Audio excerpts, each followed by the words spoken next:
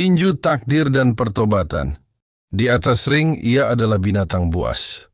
Namun di balik sorotan lampu dan sorak-sorai, Mike Tyson hanyalah seorang anak kecil yang dibentuk oleh dunia yang kasar, dan kemudian berusaha membentuk kembali dirinya dengan caranya sendiri. 1. Anak jalanan dan duka awal. Ini bukan sekadar kisah petinju. Ini adalah kisah eksistensial, tentang kehancuran, kehampaan, dan kelahiran kembali. Mike lahir di Brooklyn, New York, tahun 1996. Kehidupan di lingkungan Brownsville saat itu lebih mirip hutan beton daripada tempat tinggal manusia. Kemiskinan bukan sekadar angka statistik. Ia adalah aroma yang menyengat di jalanan, suara siren malam hari, dan ketakutan akan hari esok. Ayahnya tak dikenal. Ibunya, wanita yang hidup dengan penderitaan diam, meninggal saat Mike masih remaja. Ia tumbuh dalam dunia tanpa bimbingan, tanpa cinta yang stabil. Mike pernah mencuri, tertangkap, ditinju, memukul, balik ditangkap. Namun seperti kata Nietzsche, "He who has a why to live can bear almost anyhow." Dan Tyson, entah disadari atau tidak, menemukan why-nya dalam tinju. Kusda Mato, sosok yang melihat kilat dalam sorot mata Tyson muda, bukan hanya pelatih. Ia adalah filsuf. Ia mengajarkan Tyson bukan hanya cara memukul, tapi cara berpikir. Baginya, tinju adalah meditasi. Ring adalah tempat untuk menaklukkan iblis batin. 2. Sang juara dan kekosongan eksistensial. Tyson menjadi juara dunia termuda dalam sejarah kelas berat. Namun kekuatan fisik tak pernah sebanding dengan kestabilan jiwa. Seperti Ikarus yang terbang terlalu tinggi, Tyson pun terbakar oleh ambisi, seks, uang, dan ego. Ia pernah berkata, "Saya tidak percaya pada kebahagiaan. Saya percaya pada realitas, dan realitas itu keras. Kebahagiaan adalah ilusi yang dijual oleh dunia, dan Tyson membelinya dengan harga yang mahal. Harta yang habis, istri yang pergi, teman yang berkhianat, dan akhirnya penjara." Dalam sel, Tyson menemukan ruang yang tak bisa dibungkam oleh sorak penonton. Di sana ia membaca Nietzsche, Marcus Aurelius, dan mulai memahami bahwa kekuatan sejati adalah menguasai batin sendiri, bukan mengalahkan lawan. 3. Stoicisme di tengah kekacauan.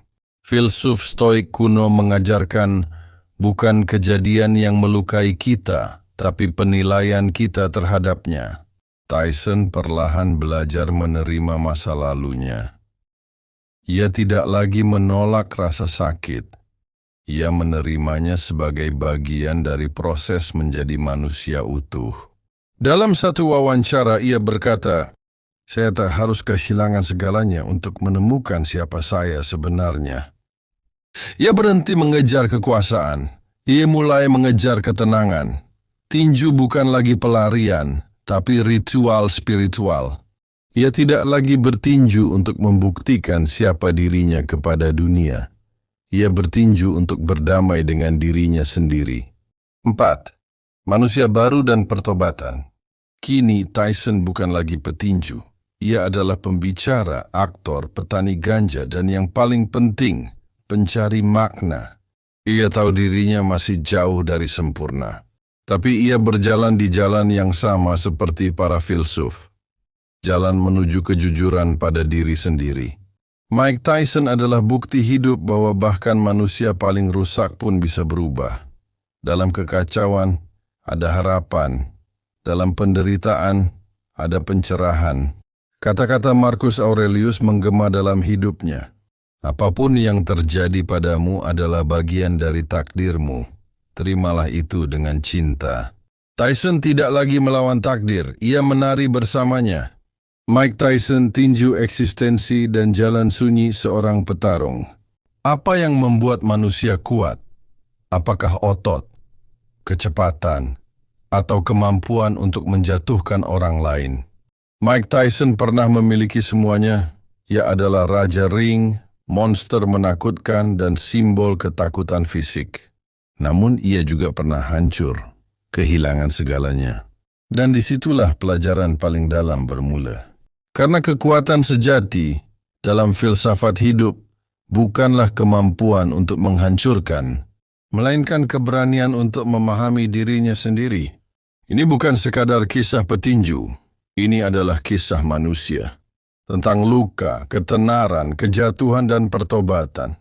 Anak jalanan yang dicetak oleh kekerasan. Marcus Aurelius mengatakan bahwa jiwa menjadi berwarna oleh pikirannya yang terus-menerus.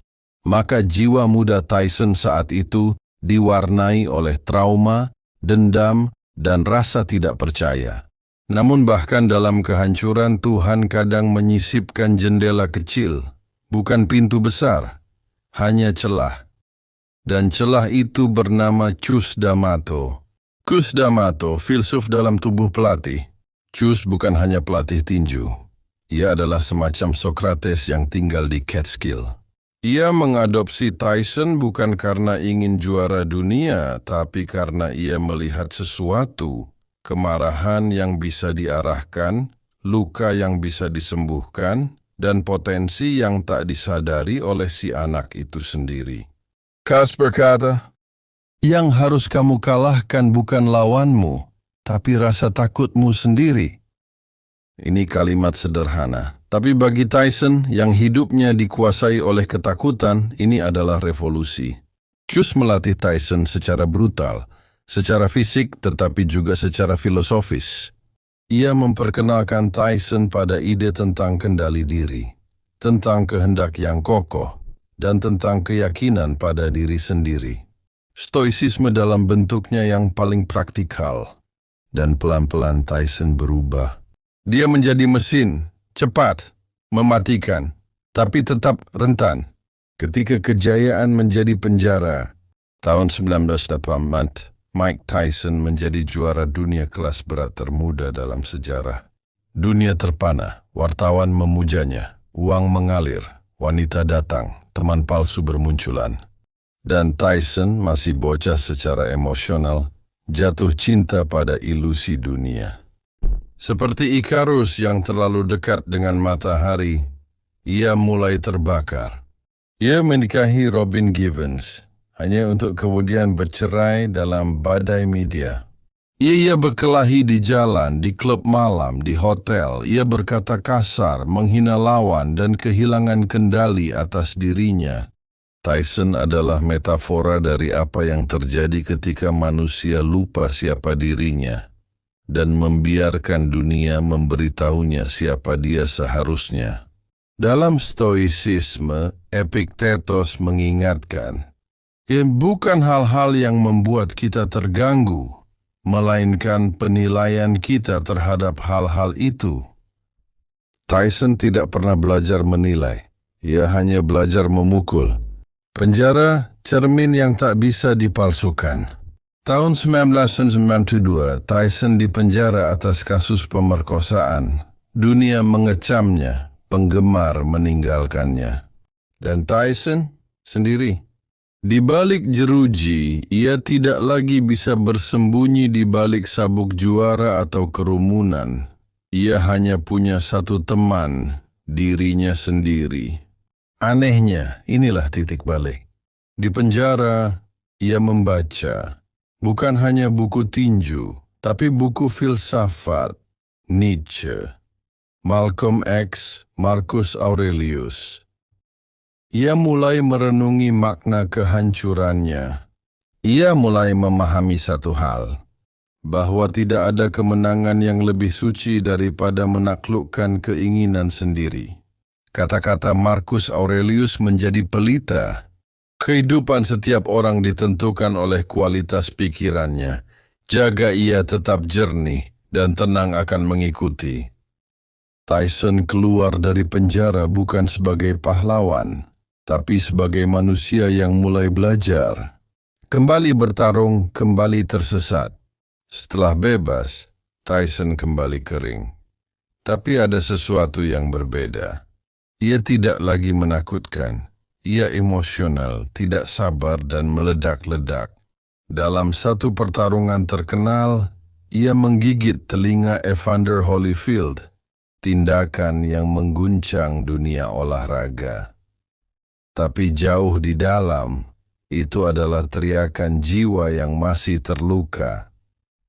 Tyson tidak menggigit karena ingin menang. Ia menggigit karena kehilangan makna. Ia pernah berkata dalam wawancara, "Saya adalah pecundang yang diberi terlalu banyak kekuasaan terlalu cepat. Saya tidak tahu bagaimana menjadi manusia." Ini pengakuan, dan pengakuan adalah awal dari kebijaksanaan. Kelahiran kembali. Manusia yang menertawakan dirinya sendiri. Setelah pensiun, Tyson menjadi tokoh yang tak terduga. Ia tidak memilih di jalur heroik. Ia memilih di jalur jujur. Ia mengakui masa lalunya. Ia menangis di depan kamera. Ia tertawa atas kebodohannya sendiri. Ia tampil dalam film, acara komedi, dan bahkan membuka ladang ganja. Tapi di balik semua itu, Tyson tampak damai. Itu parabot. Saya bukan orang baik, tapi saya mencoba. Dan bukankah itu inti dari filsafat hidup? Kita bukan malaikat, tapi kita bisa berusaha menjadi lebih baik. Tinju yang tak terlihat. Mike Tyson pada akhirnya bukan petinju terbaik sepanjang masa, tapi ia adalah gambaran sempurna tentang pertarungan yang sesungguhnya. Pertarungan melawan diri sendiri. Dari jalanan Brooklyn ke puncak dunia, jatuh ke penjara, dan bangkit sebagai pribadi yang sadar. Kisah Tyson adalah cermin bagi kita semua, bahwa kekuatan sejati bukan di tangan, tapi di hati. Dan dalam keheningan, di mana tidak ada penonton, disitulah kemenangan sejati diraih. Apa yang membuat manusia kuat? Apakah otot, kecepatan, atau kemampuan untuk menjatuhkan orang lain? Mike Tyson pernah memiliki semuanya. Namun ia juga pernah hancur, kehilangan segalanya. Dan disitulah pelajaran paling dalam bermula. Karena kekuatan sejati dalam filsafat hidup bukanlah kemampuan untuk menghancurkan, melainkan keberanian untuk memahami dirinya sendiri. Ini bukan sekadar kisah petinju, ini adalah kisah manusia. Tentang luka, ketenaran, kejatuhan, dan pertobatan.